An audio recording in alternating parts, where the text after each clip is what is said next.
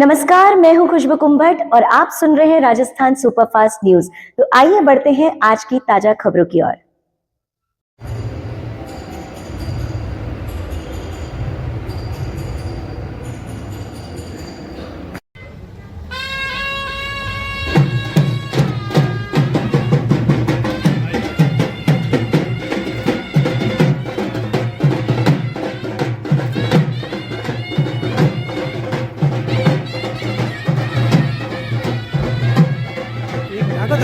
आगे हटो मैंने हम लोग को जाना पड़ेगा, इनवाइट कर रहे हैं वो तो फोटो लेना ही पड़ेगा।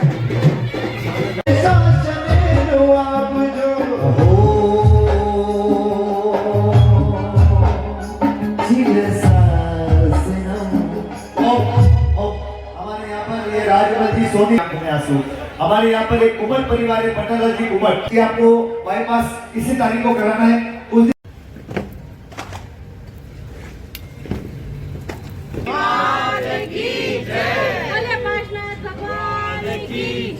बोले पद्मावती मात की जय, बोले पार्श्वनाथ भगवान की जय, बोले पद्मावती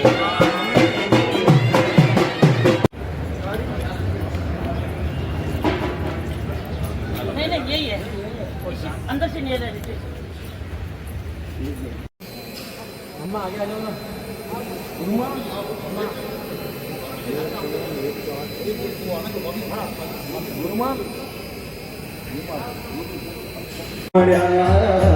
साचा गुरु मया मन सतगुरु मया साचा गुरु मया ओ डाली मारी तो डाली रया। हमारे जिन शासन के गौरव कह सकते हैं और हमें गर्व है, गुलाब चंद जी कटारिया आज परमात्मा की प्रतिष्ठा में परमात्मा के श्री चंद्र प्रभा जी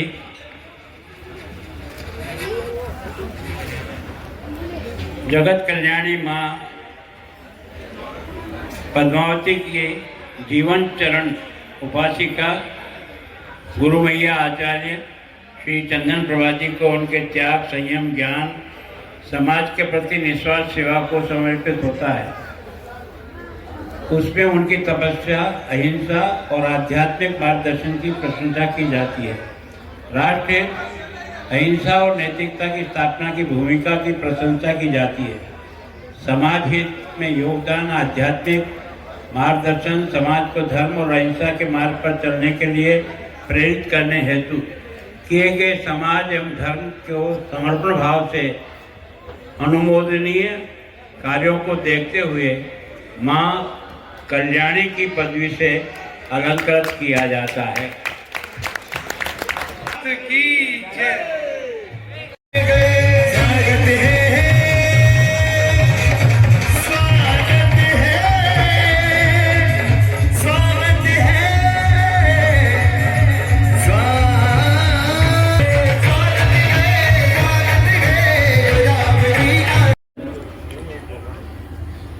भगवान चंदन पारसनाथ के इस कार्यक्रम में सबसे ज़्यादा तो गुरु मैया का बहुत बहुत आभार, धन्यवाद कि आज आपने मुझे चंडीगढ़ आकर के इस कार्यक्रम में आने के लिए कहा। मैं सोचता हूँ कि गुरु माँ का राजभवन में आना भी एक अपने आप में बहुत शुभ है और उसके कारण से मैंने कहा कि कौन सी तारीख आए, उनका आपको जो ठीक बैठती है। तो मैंने कहा मैं 18 तारीख को नाकोड़ा जी हूँ, तो आपके यहाँ 18 को भी आ सकता हूँ, 19 को भी आ सकता हूँ। उसी हिसाब से कार्यक्रम तय हुआ और मुझे भी आज पद्मावती माँ का दर्शन करने का भी सौभाग्य मिला और मैं सोचता हूँ कि 109 चंदन पारसनाथ की स्थापना शायद देश में नहीं दुनिया में पहला अवसर है।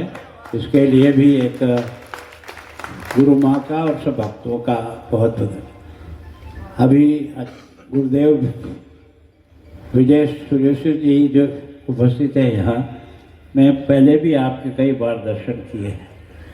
आपका भी और विशेष करके तेरामत की सभी साथियों के चरणों में वंदन, सभी मंदिर की माता जी के चरणों में वंदन, यहाँ पधारे हुए सभी धर्म प्रेमी बंधुओं और इस तीर्थ के अध्यक्ष और सभी पदाधिकारी। मैं शायद पद्मावती माता की जब यह स्थापना हुई थी उस अवसर पर मुझे यहाँ आने का मौका मिला और उसके बाद लेकर के इसमें जो परिवर्तन दिखा, आज ये इतना भव्य तीर्थ स्थान खड़ा हो गया, ये वास्तव में गुरु माँ की, पद्मावती माँ के प्रति जो अनन्य श्रद्धा और भक्ति है और उसी का एक चमत्कार है कि एक छोटी सी जगह एक भव्य तीर्थ में आज बदल गई है। मैं सोचता हूँ कि ये जो तीर्थ स्थान है ना, ये हमको एक तरह से अपने जीवन के उन सब से जोड़ने का प्रयास करते हैं। ये जो भगवान की मूर्तियाँ हैं, ये हमें अपने संस्कारों से, अपने जीवन से जोड़ती है सीधी सीधी। जब किसी तीर्थ पर खड़े होते हैं तो हर आदमी सोचता है कि मैं अच्छा कैसे बनूं, मैं अच्छा जीवन कैसे जीऊँ, संस्कारी जीवन कैसे जीऊँ, मेरे जीवन का उपयोग समाज और देश के लिए कैसे हो, यही सब सीखने का प्रयास करते हैं। और इसलिए वास्तव में हमारे इस देश में धार्मिक दृष्टि से जो भी कार्यक्रम होते हैं उसमें कभी धन बाधक नहीं होता है। जैसी कल्पना करते हैं वैसा तीर्थ खड़ा हो जाता है और ये वास्तव में प्रभु की ही कोई लीला है कि असंभव को संभाल कर देता है। कह रहे था कि मैंने तीर्थ को बचाया नहीं है, ये भगवान की कोई असीम शक्ति है। वो हमको भी प्रेरणा देती है, हमको भी सीख देती है कि तुम्हें क्या करना चाहिए, क्या नहीं करना चाहिए। तो हमने वही किया जो उस प्रभु की इच्छा थी, उसको पूरा करने का प्रयास किया और सोचा तो उसमें सफलता मिल गई। सफलता देने वाला कोई और है, मेहनत करने वाले अपन है। सफलता अपने हाथ में नहीं है, सफलता तो कहीं और जगह है। केवल और केवल अपने शुद्ध मन से प्रभु का स्मरण करके अगर किसी काम को प्रारंभ करते हैं तो उसमें सफलता ज़रूर मिलती है। तो वास्तव में मेरा भी ये सौभाग्य और विशेष करके गुरु माँ की कृपा थी कि उन्होंने आज की तारीख मेरे अनुसार भी, जो मैं जोधपुर आना हो ही रहा था तो दोनों काम मेरे हो गए। तो सच में ये जो एक भव्य मंदिर न, भगवान चंदन पारसनाथ के 109 प्रतिमाएं, और ऐसे ही मैं सोचता हूँ कि पद्मावती माँ की भी 109 प्रतिमाएं अभी तक कभी देखा नहीं, क्योंकि ये तो एक शोध का विषय है कि ये जो 109 पद्मावती अलग अलग स्वरूप में है, ये भी एक अपने आप में एक अलग आने वाली पीढ़ियों को सीखने का मौका मिलेगा कि ये अलग अलग है क्या, ये क्यों है अलग अलग स्तर की भगवान की विभिन्न आकृतियाँ है। और ऐसे ही भगवान पारसनाथ की कृपा से मैं सोचता हूँ नाकोड़ा तीर्थ का भी जो विकास हुआ है वो वास्तव में मैंने तो बहुत प्रारंभ में देखा है, छोटे से मंदिर में। ये मेरे मित्र, इनकी शादी में पहली बार मैं जसोल आया था, तब मेरा जाने का मौका मिला था। उस समय एक छोटा सा मंदिर था, छोटी सी धर्मशाला थी, आज इस विशाल रूप में है। और मैं सोचता हूँ कि उस ट्रस्ट ने भी सेवा के भी कामों में सारे देश में अपना एक विशेष प्रकार का सहयोग दिया। उसके लिए भी हमारे यहाँ के भी मंदिर बने होंगे तो कोई न कोई नाकोड़ा ट्रस्ट के सहयोग से उसमें कुछ न कुछ निर्माण हुआ। तो मैं सोचता हूँ कि वास्तव में मैं गुरु माँ आपके चरणों में फिर प्रणाम करता हूँ और यही आशीर्वाद चाहते हैं कि हम जिस क्षेत्र में काम कर रहे हैं वहाँ बेदाग जीवन निकल जाए, क्योंकि ये पता नहीं पड़ता, ये क्षेत्र ऐसा ही है कि आदमी कब फिसल जाए, किस समय फिसल जाए, कोई गारंटी किसी की नहीं रहती है। लेकिन कोई न कोई अदृश्य शक्ति होती है, उसकी अगर छत्र छाया रहती है तो उस कठिन रास्ते में से भी आराम से निकल जाते हैं। अब तक तो निकल के 50 वर्ष, अब जितने साल जिए हैं वैसा वो आराम से निकल जाए, बस यही चाहिए। कोई पद मिले ना मिले, बहुत मिल गए, पद तो खूब है, पद से कोई बहुत बड़ी बात नहीं होती है। व्यक्ति के जीवन के काम से बड़ी उपलब्धि उसकी जीवन की वही है। तो मैं सोचता हूँ कि आपका आशीर्वाद रहे कि नेक काम करें, सेवा के काम करें, ईमानदारी से काम करें और कभी जीवन में कोई दाग न लगे। यह आशीर्वाद आप सबसे चाहते हुए साध्विया जी भी बैठी हैं, आप सब बैठे हैं, बस इसका ही है। और प्रभु के चरणों में भी यही मैं बार बार प्रार्थना करता हूँ कि मैं एक तरह से इस समाज का एक साधारण सा अंग हूँ और इस समाज ने ही मुझे बड़ा करके इससे लायक बनाया है, तो मैं समाज के हर काम में आ सकूँ, यही प्रभु से कामना करता हूँ। आप सबसे आशीर्वाद चाहता हूँ। और एक बार फिर गुरु मैया आपके प्रति बहुत, पता नहीं आपने फिर चंडीगढ़ कैसे आने का सोचा और कैसे ये मेरा योग बना कि आज मैं यहाँ आप सबके बीच में भी आ सका और इस पवित्र स्थान पर आने का भी मौका मिला। एक बार फिर मैं आपको प्रणाम करते हुए अपनी बात को यहीं विराम करता हूँ। जय महावीर जी। की नगरी जोधपुर और जोधपुर का पद्मावती धाम, चंदन पार्स प्रभु का धाम, जहाँ पर एक ऐतिहासिक प्रतिष्ठा का आयोजन होने जा रहा है। और आज के कार्यक्रम में पंजाब के राज्यपाल महामहिम गुलाब चंद जी कटारिया पधारे और गुरु मैया और केसी महाराज का आशीर्वाद लिया और शुभकामनाएं दी। पद्मावती धाम यानी एक हिंदुस्तान का एक अद्भुत धाम, जिसमें 108 पार्श्वनाथ भगवान की मूर्ति है और 108 पद्मावती माता की मूर्ति है और पार्श्वनाथ भगवान की मूर्तियों का एक अद्भुत नजारा। हम पंजाब स्वर्ण मंदिर देखने नहीं गए, लेकिन किसी को स्वर्ण मंदिर की एक प्रतिमूर्ति देखनी हो तो पद्मावती धाम आए, सारा स्वर्ण का बना हुआ और 108 पद्मावतियों की मूर्तियों की क्या डिजाइन किया है और 109 मूर्तियों का एक जबरदस्त संकलन।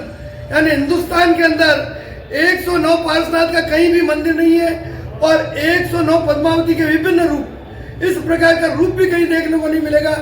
तो मैं ये समझता हूँ कि जोधपुर में कोई भी आता है तो इसका एक प्रॉपर प्रचार प्रसार किया जाए और जोधपुर के जो दर्शनीय स्थान है उसमें इसको जोड़ा जाए और जो भी जोधपुर अपने टूरिस्ट आते हैं उनके लिए ये एक स्पेशल प्रोग्राम बनाकर गवर्नमेंट से भी निवेदन करूंगा कि इस धाम को भी एक टूरिस्ट पॉइंट के रूप में प्रज्वलित करें।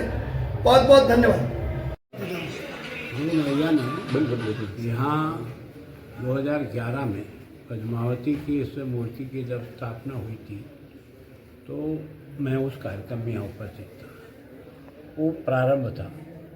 आज मैं बहुत लंबे समय बाद आया हूँ, लेकिन ये तो तीर्थ का सारा स्वरूप ही बदल गया है। और जिस तरह से गुरु माँ ने सारा भक्तों का सहारा लेकर के इस तीर्थ को जिस ढंग से विकसित किया है, वो भी शायद देश में पहला हो। मैं सोचता हूँ पद्मावती माँ की 109 प्रतिमाएँ और इसी तरह से भगवान पारसनाथ का भी चंदन पारसनाथ के रूप में 109 प्रतियों की स्थापना, मैं सोचता हूँ इससे पूरा का पूरा एक तरह से भगवान का जीवन के विभिन्न स्वरूपों को इन्होंने एक स्थान पर ला करके सारे एक तरह से भगवान के भक्तों को संपूर्ण जीवन दिखाने का जो प्रयास किया है, वो वास्तव में आने वाली पीढ़ियों को अपनी महान संस्कृति से जोड़े रखने का एक प्रयत्न है। मैं इसके लिए गुरु माँ को अपनी ओर से, सब भक्तों की ओर से उनका बहुत अभिनंदन करता हूँ और उनके जितने भी सहयोगी ट्रस्टी हैं जिन्होंने इस तीर्थ को एक रूप में विकसित किया, उनको भी बधाई देता हूँ। प्रारंभ में लाने का काम मेरे को कांडा जी ने किया था जब मैं पहली बार इस स्थान पर आया था। बीच में आने का मौका नहीं मिला। आज गुरु माया ने मेरे को कुछ प्रतिबंध करा दिया है एक तरह से कि साल में 1-2 बार यहाँ आना है। तो मैं जब भी जोधपुर आऊँगा, इधर से निकलूँगा तो कोशिश करूँगा माँ के दर्शन करके उसे आशीर्वाद देकर अपनी कामना आगे चलूँगा।